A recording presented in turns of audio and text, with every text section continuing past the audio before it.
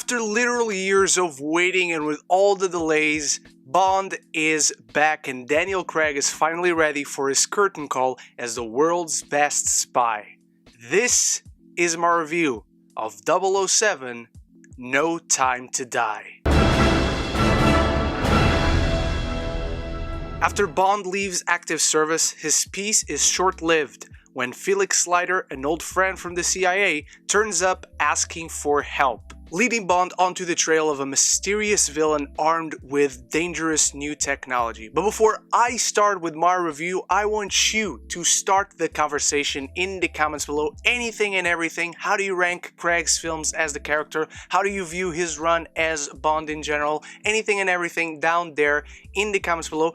And if you enjoy what you see here, consider clicking that subscribe button so you can join any and every conversation about your favorite movies and TV. From the very beginning, there's a self-awareness throughout this film of what has been built so far, what this run as the character means with this actor, and they're very self-aware that this is the last movie with this version of Bond, and I really appreciated that. It feels like we have a through line, an arc for this character that is encapsulated throughout all of his films, some better, some worse, but nevertheless, it feels like this character that started in Casino Royale is the exact same that ends up in No Time to Die, and you really feel that. You feel the gravitas of all of his adventures, you feel the weight of his mission and the life he's led up until this point, which I found really interesting because it solidifies Daniel Craig as the most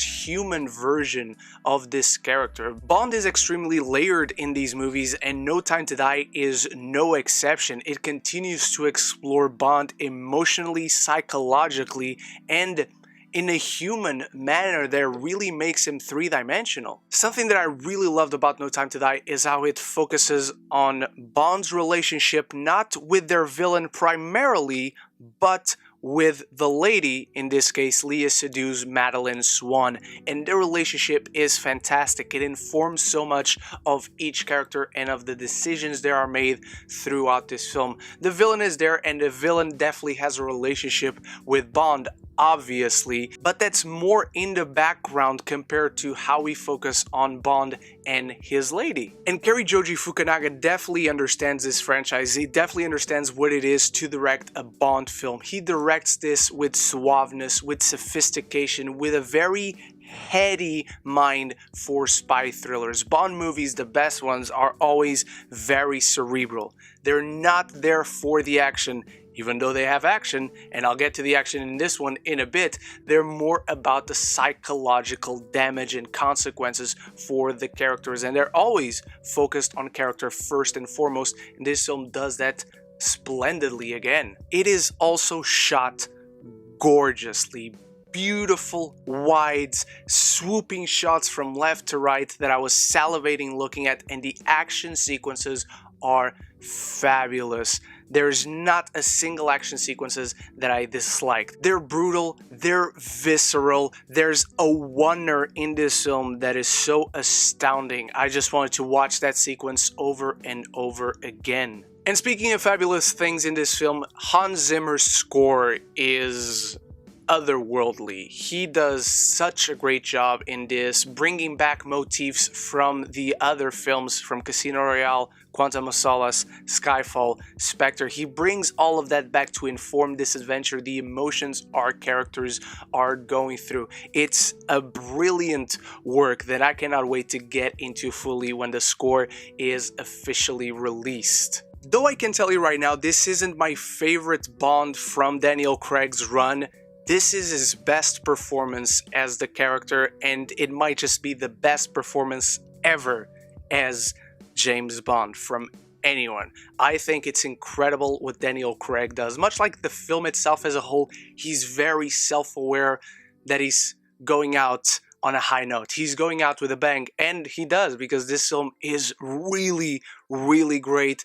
But it truly feels like he is informing his performance with the journey of his character. He's not just playing this one role one more time, one last time. He's embodying this character who has been through all those adventures and missions and those emotionally harrowing, devastating consequences that were brought about by those adventures and missions. This is a film for Bond fans, but most importantly, it's for Bond himself. And speaking on a personal point of view, this film was emotionally always going to hit me, no matter how good or bad it was on its own. Craig is my favorite Bond out of all the Bonds. I have not seen them all yet, but I've seen most of them. He's the best version of this character for me. Again, all his films bring about the most human version of this character that I really appreciated. So on an emotional point of view, I was always going to be hit by this film, but on its own, it still earned that emotion because it builds on what came before and it brings a satisfying conclusion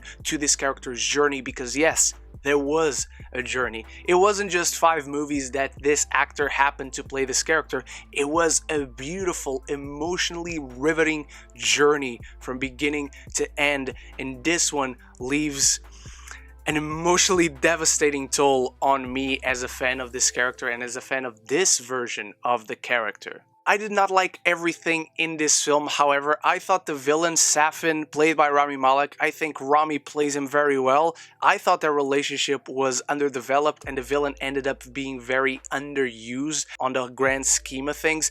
And Nomi, the new 007 in this film, which is perfectly fine because it's just a fucking number. The whole point of the film is that it is just a fucking number, and not even James Bond is bothered by her being the new 007. Just so you know, it's not a spoiler. I thought they got to the point they wanted to make with her arc, but I felt like still it was a bit underwritten and underdeveloped from point A to point B, from beginning to end, so that ended up kind of disappointed me. Those are my only 2 gripes with No Time to Die. I think it's a phenomenal swan song for Daniel Craig as this character. It brings his whole arc to a beautiful, gorgeous, emotionally compelling end. It's cool, it's suave, it's sophisticated, it's got great humor, but most importantly, great human elements. From his cool spy beginnings in Casino Royale to his gritty journey into Skyfall, into Spectre, and perhaps his most emotional yet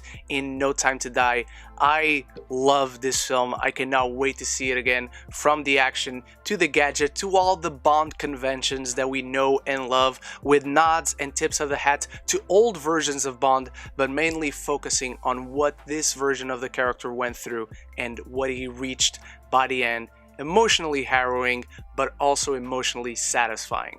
I'm giving No Time to Die an A-.